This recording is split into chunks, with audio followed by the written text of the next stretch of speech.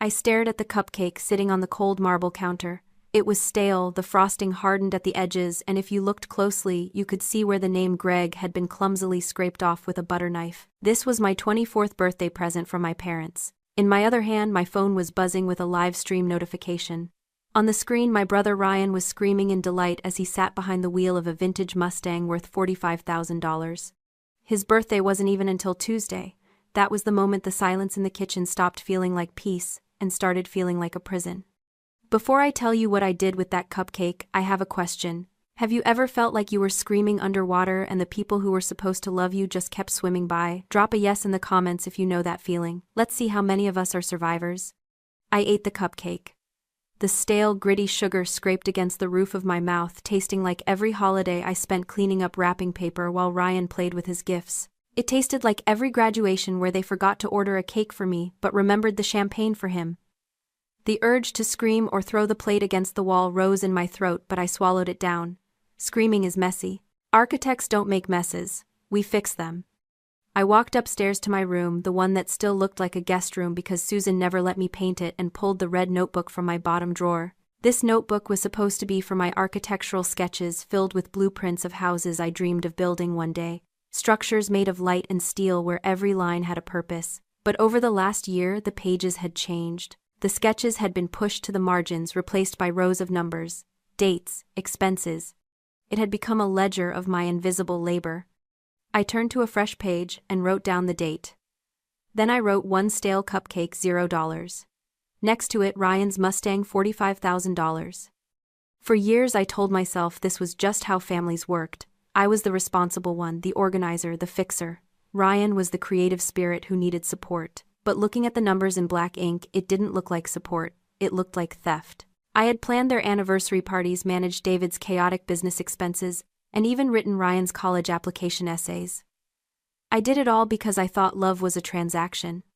I thought if I worked hard enough, if I was useful enough, eventually they would see me. There is a name for this, you know. The trap of normalizing servitude. It happens when you are raised to believe your value is entirely dependent on what you can provide for others. You become a utility, not a person. You don't leave because you think the problem is your output, not their consumption. But the truth is, a toaster doesn't get thanked for making toast. It just gets expected to work. And when it breaks, you don't mourn it. You replace it. Flipping through the pages, the history of my servitude laid itself out in ink.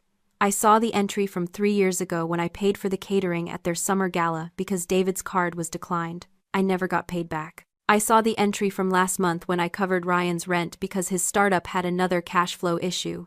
Susan had promised to reimburse me. She never did. The total at the bottom of the page was staggering. It wasn't just money, it was hours of my life. It was my dignity. My phone buzzed again. A text from Susan. Where are you? The caterers for Ryan's welcome dinner need to be let in. Not happy birthday. Not how are you. Just a demand for service. I looked at the text, then at the cupcake wrapper on my desk. Something inside me shifted.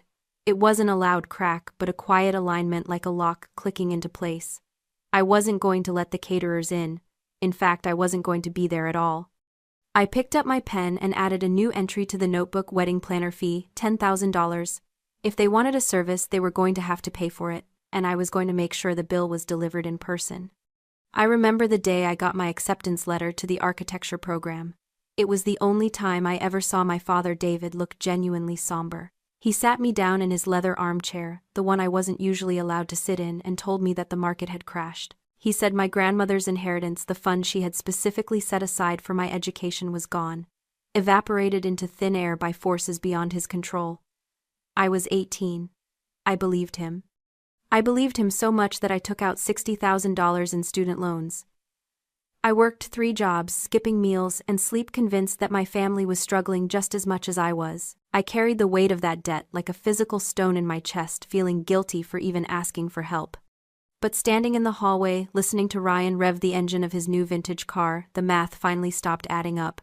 If the market had destroyed my future, how did it afford his present? How did a family that couldn't pay for my tuition suddenly have enough liquidity for luxury vehicles and impromptu vacations? I realized then that I had been solving the wrong problem. I wasn't dealing with a lack of funds.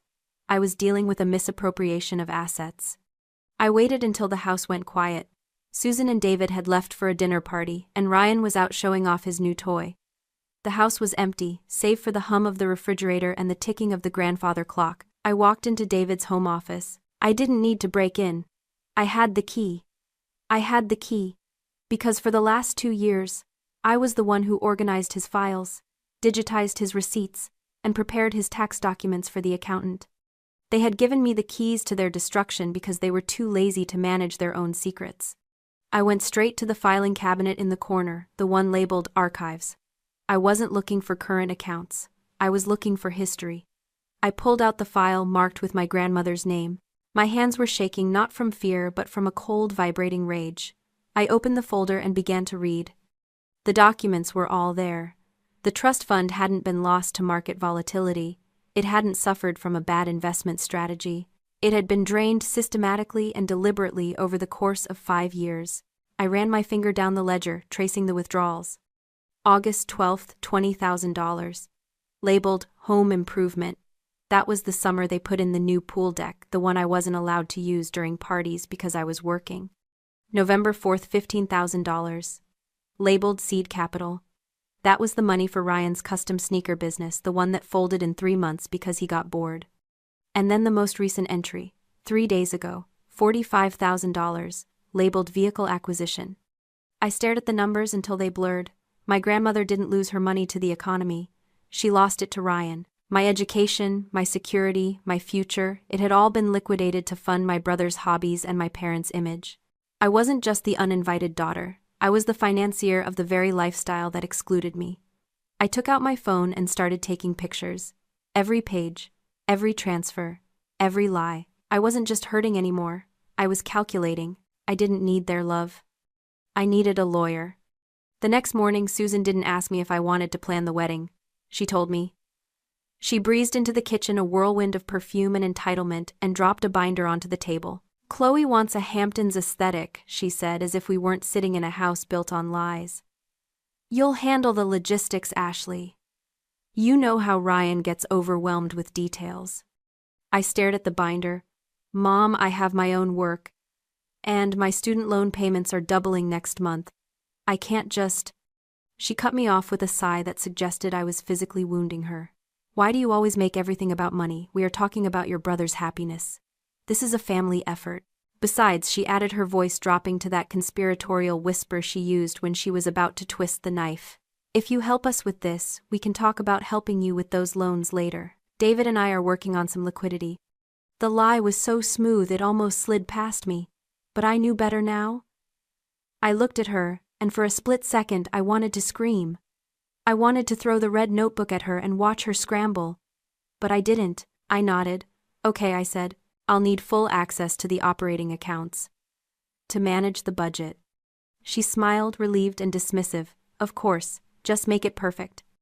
That afternoon, under the guise of organizing vendor deposits, I dug deeper into the digital archives. I had found the withdrawals the night before, but I hadn't found the authorizations. Large trust transfers required signatures. If the money was in my name, they would have needed me to sign off on it. And then I found it. Document 404B. Authorization for liquidation of assets. There at the bottom of the page was my name. Ashley Vance. The loops of the A were slightly too wide. The slant was a degree too sharp. But it was a good forgery, good enough to fool a banker who played golf with my father. The date next to the signature was October 14th, 3 years ago. I stared at the date. October 14th. I was 300 miles away that day, taking a midterm exam in structural dynamics. I remembered it because I had the flu and threw up in the trash can immediately after turning in my paper. I wasn't here. I couldn't have signed this. The room suddenly tilted. My vision tunneled the edges, going gray. I stood up, knocking my chair back, and stumbled into the powder room down the hall. I locked the door and slid down against the cold tile, gasping for air. My chest felt like it was being crushed by a steel beam. You might wonder why I didn't march out right then and call the police. Why didn't I storm into the living room and scream fraud? People ask that a lot about victims of familial betrayal. They ask, why did you stay? There is a psychological term for this. It's called the freeze response, but I call it the invisible chain. When a predator is a stranger, you run or you fight. But when the predator is the person who taught you how to tie your shoes, the person who made you soup when you were sick, your brain short-circuits. The betrayal is so immense, so contrary to the biological laws of survival that your nervous system shuts down to protect you from the reality of it. You don't move because moving requires accepting that you are unsafe in the one place you are supposed to be protected. You freeze not because you are weak, but because you are trying to survive the shock. I sat on the floor for 20 minutes, listening to the silence of the house. I let the shock wash over me, cold and numbing. They hadn't just stolen from me. They had erased me. They had used my name to authorize my own destruction. When I finally stood up, I splashed cold water on my face. I looked at myself in the mirror. The girl who wanted their love was gone. The girl who wanted to be useful was dead. The woman looking back at me was an architect who had just found the structural flaw in the building, and she knew exactly how to bring it down. I unlocked the door and walked back to the kitchen. Susan was looking at fabric swatches. "Well," she asked, not looking up, "can we afford the imported peonies?" "Yes," I said, my voice steady, betraying nothing. "We can afford everything. I'll take care of it all." I picked up the binder. I wasn't planning a wedding anymore. I was planning an execution. The lakeside estate was bathed in the kind of light photographers call the golden hour, that brief magical window where everything looks softer, richer, and more beautiful than it actually is. The garden was a masterpiece of my own design. I had spent weeks sourcing the imported peonies, arranging the seating charts to avoid family feuds, and ensuring the lighting was perfect for Chloe's Instagram feed. It was breathtaking, and I hated every inch of it. Ryan stood at the head table, champagne flute in hand, looking like a prince who had never been told no in his life. Chloe beamed beside him, her diamond ring, my tuition money, sparkling under the fairy lights. The guests were laughing drunk on open-bar cocktails and the illusion of my family's success. "I just want to say," Ryan began, his voice amplified by the sound system I had rented, "how lucky I am, not just for Chloe but for this family. We pull together, we make things happen." He paused for effect, grinning. "And a special shout-out to my little sister Ashley. Best little assistant a guy could ask for. She really knows how to take orders." The crowd chuckled. Susan smiled, a tight, approving expression. That was my cue. That was the moment the script ended. I walked up to the microphone. Ryan tried to hand it off casually, expecting a sweet, stuttering tribute to his greatness. I took it firmly. I didn't smile. I placed the red notebook on the podium. "Thank you, Ryan," I said. My voice didn't shake. It was terrifyingly calm, the voice of someone who has already run the calculations and knows the bridge is going to collapse. "You're right, I do know how to take orders. I've been taking them for 24 years. I opened the notebook. The silence in the garden grew heavy, confused. "I thought I would use this toast to share some of the numbers that made today possible," I continued. "Because a wedding like this doesn't just happen. It costs. For example, the floral arrangements you're all admiring cost $15,000. Susan's smile faltered. She made a small hand gesture, a wrap-it-up motion. I ignored her. "The catering," I read from the page, $22,000. "The vintage champagne, $8,000. I looked up. "And the groom's birthday gift last week, that beautiful vintage Mustang parked out front, $45,000. A ripple of murmurs went through the crowd. This was tacky. This was gauche. Why was I talking about money?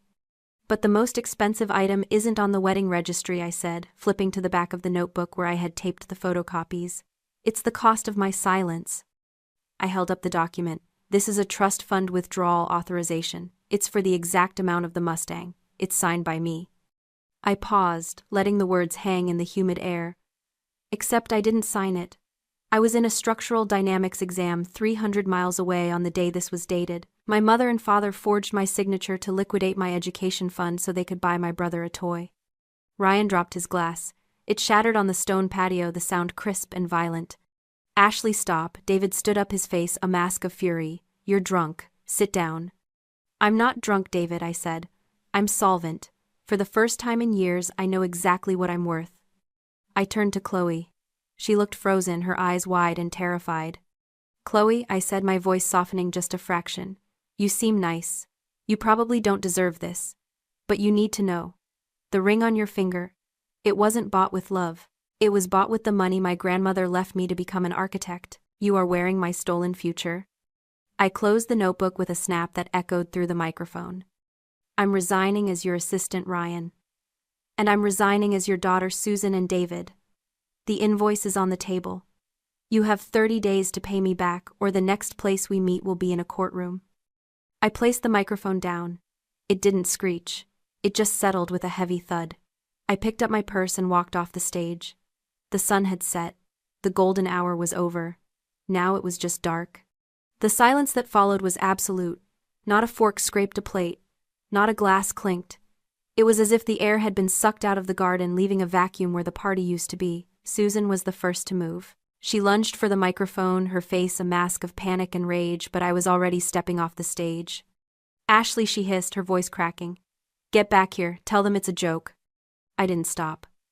I walked past the head table where Chloe sat, frozen tears streaming down her face as she looked from the ring on her finger to the man beside her. Ryan was staring at me, his mouth opening and closing like a fish out of water, his arrogance finally punctured. He reached for Chloe's hand, but she flinched away as if he were radioactive. "Is it true?" Chloe whispered, her voice carrying in the unnatural quiet. "It's complicated, babe. Listen," Ryan started, but the lie died in his throat. Chloe stood up. She looked at the ring one last time, then pulled it off her finger. It hit the table with a dull clatter, rolling to a stop right next to the red notebook. She picked up her bouquet and dropped it on the floor. Then she turned and walked away, her white dress swishing through the grass as she headed for the exit. "Chloe, wait," Ryan yelled, stumbling after her, but he tripped over the microphone cord I had left trailing on the ground. I kept walking. I passed the guests, David's business partners, Susan's socialite friends, Ryan's frat brothers. Their faces were a mix of horror and fascination. They weren't looking at me with pity anymore.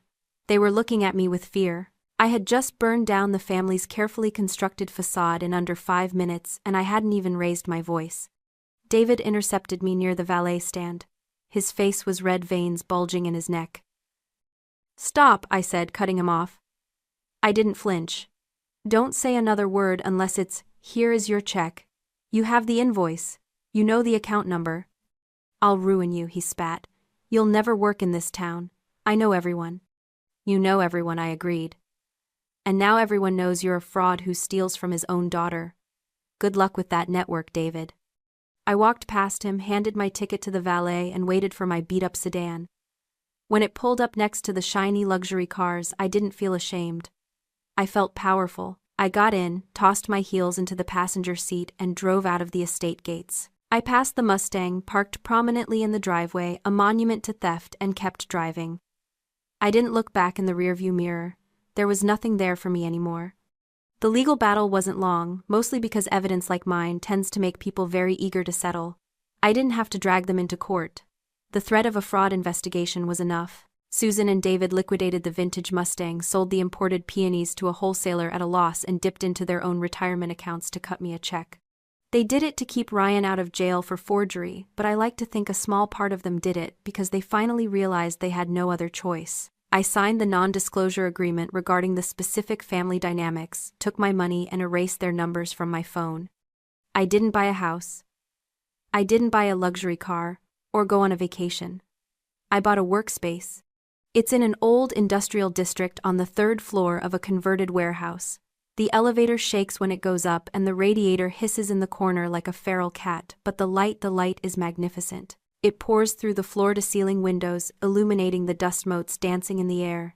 It's gritty, it's imperfect, and it is entirely undeniably mine. I sit at my drafting table, the same red notebook open next to me, but the pages of debts are gone. I burned them. Now the pages are filled with schematics for a community library I'm designing for the city. It's a project that requires precision, empathy, and a lot of listening skills I honed while being invisible, skills I am now using to be indispensable. For a long time, I thought justice meant watching them suffer. I thought the climax of my story was the moment I humiliated them at the wedding, the moment their facade crumbled. And don't get me wrong, there was a visceral satisfaction in that. The adrenaline of destruction wears off, and if you aren't careful, you're left standing in the wreckage with nothing of your own. That's when I realized the truth about what I was doing here. There is a concept I call the justice of the sower. Conventional revenge is about taking an eye for an eye, about balancing the scales by subtracting from the other person. But true justice, the kind that heals you, is about addition. It's about taking the manure they piled on you and using it to fertilize your own soil. My parents tried to bury me under expectations and servitude. They tried to make me small, so my brother could feel big. But they made a critical error in their calculations. They forgot that when you bury a seed, you don't kill it. You give it exactly what it needs to grow. Every party I planned taught me logistics. Every crisis I managed for Ryan taught me crisis resolution. Every ledger I balanced taught me the value of transparency. I took the tools they forced into my hands and I sharpened them. I didn't just survive my family, I harvested them. I took the skills of the fixer and transmuted them into the skills of the architect. I looked down at the blueprint in front of me. The lines are clean, strong. This building will stand for decades.